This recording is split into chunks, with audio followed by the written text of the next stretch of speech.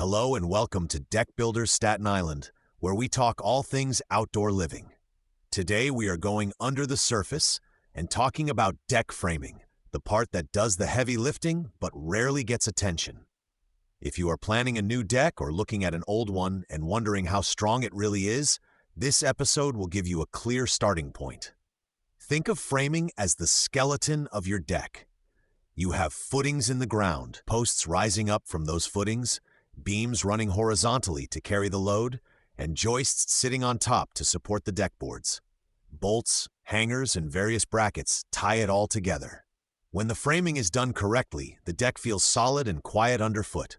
When it is not, you get bounce, sway, and long-term problems. Let's begin at the bottom with footings and posts. Footings are the concrete bases that spread the load into the ground.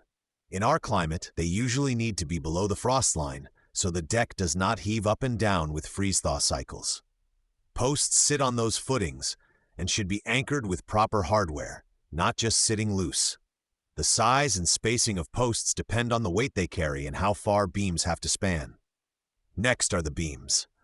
Beams are the main horizontal supports that your joists rest on or tie into.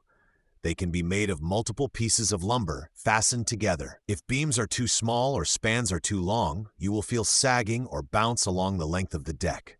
It may not be obvious on day one, but over time, gravity and weather will show you where something was undersized. On top of or attached to those beams are the joists. Joists are usually spaced evenly, often 12 to 16 inches on center, and they run across the deck, supporting the individual boards you walk on. Joist hangers provide metal support where joists connect to beams or the ledger at the house. Using the correct hangers and nails matters. Shortcuts like drywall screws or missing hardware can weaken the system. Framing also ties into the materials you choose for the surface. Composite decking has specific requirements for joist spacing and support. Brands like Trex spell out how close joists should be and how boards should be fastened. If someone installs composite boards on framing that was designed for something else, you might see more bounce or movement than the material is designed for. That is why we always match our framing layout to the planned surface from day one. One of the most critical pieces is the ledger board at the house, if the deck is attached.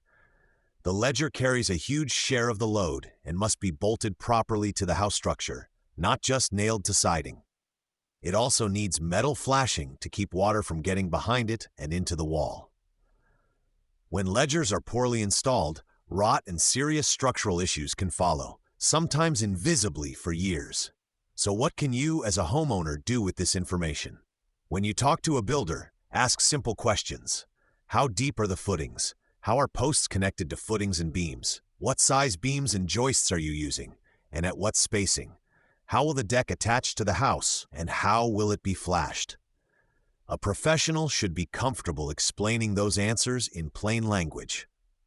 If you want help checking the framing on an existing deck or planning a new build with structure as the starting point, you can reach Tough Deck Builders Staten Island at 929-323-2422 or visit toughdeckbuildersstatenisland.com to learn more about our framing and new construction services. We design decks from the foundation up, so whatever surface you choose, wood or composite, has the support it needs for the long term. Thanks for listening, and we will talk again soon.